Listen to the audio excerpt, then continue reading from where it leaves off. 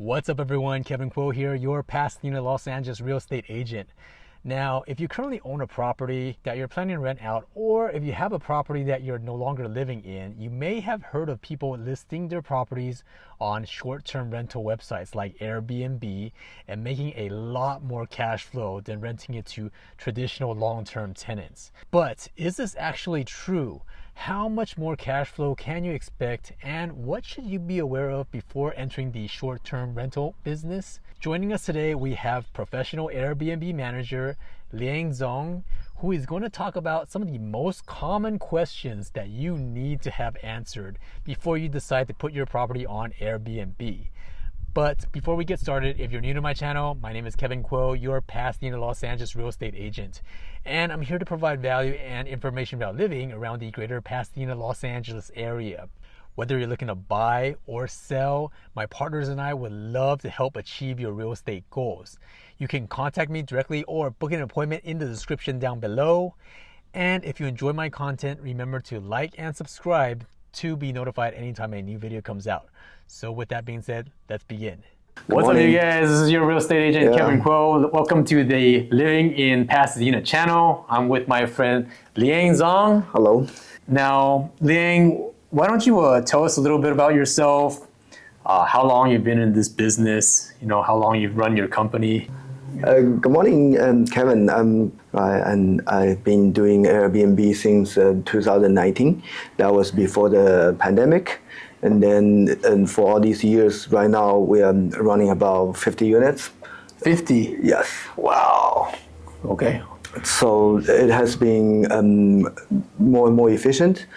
So I'm glad to share some of my experience in the short-term rental world. Awesome. I've written down a couple questions that when I talk to homeowners, they tend to ask about short-term rentals and Airbnbs. And I was hoping you can try to clarify some of these questions. So the first one would be, what exactly is the difference between short-term, mid-term, long-term rentals? Every city is a little bit different, but in general, like the cutoff line is 30 days. 30 days. Under 30 days, it is considered as a short-term rental. And then if you rent month by month, that's we call it the mid-term rentals. And then the long-term rental is the traditional one that you lease to a tenant on a yearly basis. Okay, so anything less than 1 month is short, month by month is mid-term. Yes, the 30 days is the cutoff line. Is traditional, yes. Long-term. Yeah, because in general, as for like short-term rental licensing, anything above 30 days, they consider the same. Okay, right. Awesome. To the government, it's the same. And I forgot to mention, if you guys have any questions, I will leave Liang's information in the description down below. So if you have any questions about Airbnb, Liang is super knowledgeable. You can reach him in the description down below. So let's say you own a property in the Pasadena, Los Angeles area. How much more can you expect to earn leasing short-term rentals as opposed to your traditional renter? Sure, I'm glad to answer this question. But before that, I want to mention about the regulation first. Okay. Because right now, since about 2017, all the cities, some cities even earlier, all the cities in Los Angeles area start applying these short-term rental regulations to their rules. So before we even start talking about the numbers, the first thing I want to say, the homeowner need to do the due diligence to see if their property it can be legally doing short-term rental. Okay. In the past, they just literally take some photos and put it online. But nowadays, the first thing I advise my homeowners to check is to go to their city and check their specific short-term rental regulations. So I'm very familiar with the great Los Angeles area, like the city of Pasadena, city of Los Angeles, Long Beach. They all have their own rules. So every single city in the LA County area, they have individual policies that are different. Yes, pretty much, and it's not one size fits all. You cannot use one rule to apply to all different cities. You literally have to go to the website of the city, or even call the city planning department to double check what their requirement is. So can you give an example of something, let's say a policy in Pasadena that would be different than let's say a policy in Long Beach, you said? Right. For example, in Pasadena, it has to be the homeowner's primary residence in order to be qualified to do short-term rental. And then they have primary meaning he has to live in the house. Yeah, you have to live there more than like 90 days a year. Yeah, don't quote me on the exact days, but you have to live there for certain days to be qualified as your primary residence. And then you can short-term rental either a room or 2 rooms out of this house, or the whole thing. But that's called hosted. So for hosted short-term rentals, you can rent the whole year, 365 days per year. But they also, if you don't live there, out of this year, you can rent 90 days. Okay, if you live in the house, then you can rent out for 365 days a year. But if you don't live in it, which a lot of people I'm assuming would want to do short terms because they're not living all the time in this property, then you can only rent it out for 90 days a year? Yeah. Okay. Wow. That is what the Pasadena rule is. Okay. And then Long Beach is in Long Beach, they have different provisions. In Long Beach, you can register your property under a business. So they do let you run 365 days. Oh, wow. Right. Okay. So and then in Long Beach rule, like if you have a duplex, you can only run one under STR, short-term rental, and the other one has to be on long-term lease. Okay. Right. Then so they have a different percentage. If you have like 10 units, then you can do maybe 4 of them. I don't remember exactly the numbers. Right. But like you cannot just apply Pasadena's rule to Long Beach, right? So that is why before we jump in the numbers, like how much money you can more beyond the long-term lease. But first thing we have to decide if you can really run short-term rental on your property. Right. Because every single city has very specific policies. Yes. I'm assuming that your company guides, people who have these questions. They can consult of course we will. We can guide the homeowners to go through the paperwork. Another question I have is that there's this stigma that I feel when I talk to people about Airbnb is that a lot of people feel that when you put your property on short-term rentals, they might get leased by people who are partying or abuse their properties.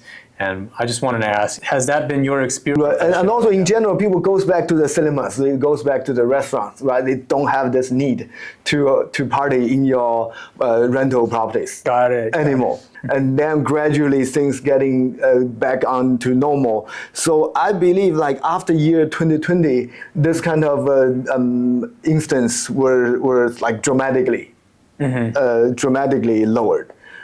Only maybe once a year, it's not as often at all as before. And I don't need the security company anymore. Right. And then we also, as the property manager for the owner, we screen every single guest. Right. Well, I'm assuming that the neighbors aren't complaining as much anymore. Not at all. And we do have cameras. Outside of the house, not inside. And we have sound monitors. So if there is like big sound, we get a notification. So then we start checking our cameras and all that. And we put the no party rule in our listings. So pretty much since year 2022, this kind of thing are much less. Wow. Yeah, much less. I don't believe it is a big concern anymore. Right. Got it. And also in addition to that, Airbnb, VRBO, they all have a insurance on this kind of thing. So if there's any property damage, it is covered by the Airbnb insurance for $1 million. Right now, they even like raised it to 3 million. Yeah, but no matter like 1 million is more than enough. Right. So if there's any type of physical, accidents, the insurance will cover up. They also cover the liability. If somebody, knock on the wood, if somebody like fall on your property or all that, they cover up to 1 million. Yeah, because we have served like thousands of guests. I don't really have an exact number, but since 2019 until now, and we have 50 active units running right now. The chance of getting in, they damage a towel here and there. They broke a chair or something like that.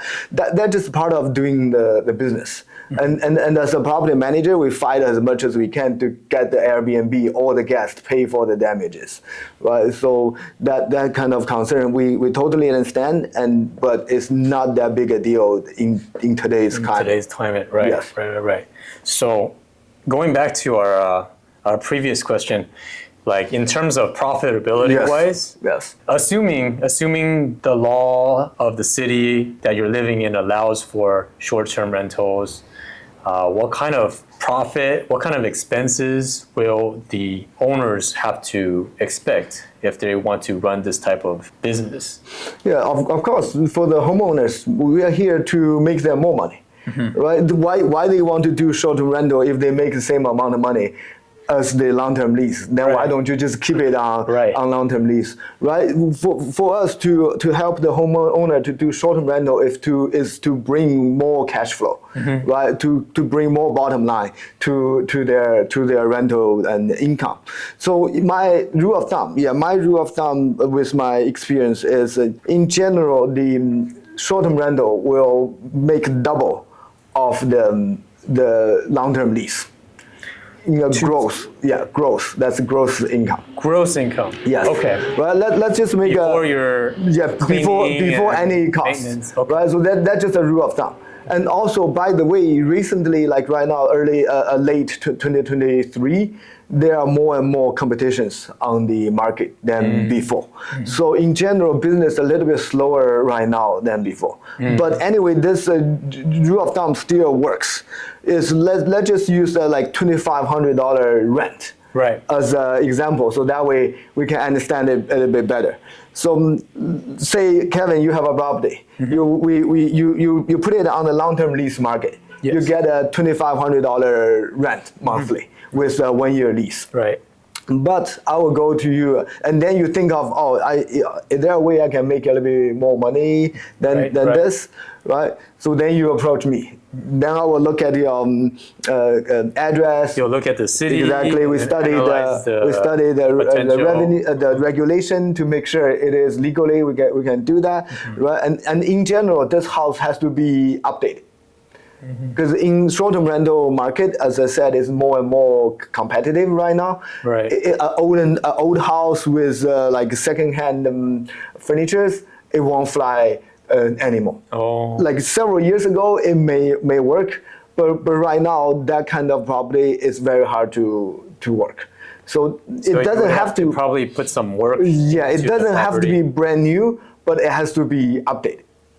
Just think about it. You're going out for a vacation, right? Nobody wants to stay in a stingy house, like dark, right? And all that, right? So in order to get the top money, right, the house has to be in decent condition, right? So let's just start with that $2,500. So if we do short-term rental, the rule of thumb is the gross should be about $5,000. Right. Right. $5,000. But like you're not really getting the whole $5,000 because there is a management fee and there's a cleaning fee and utilities.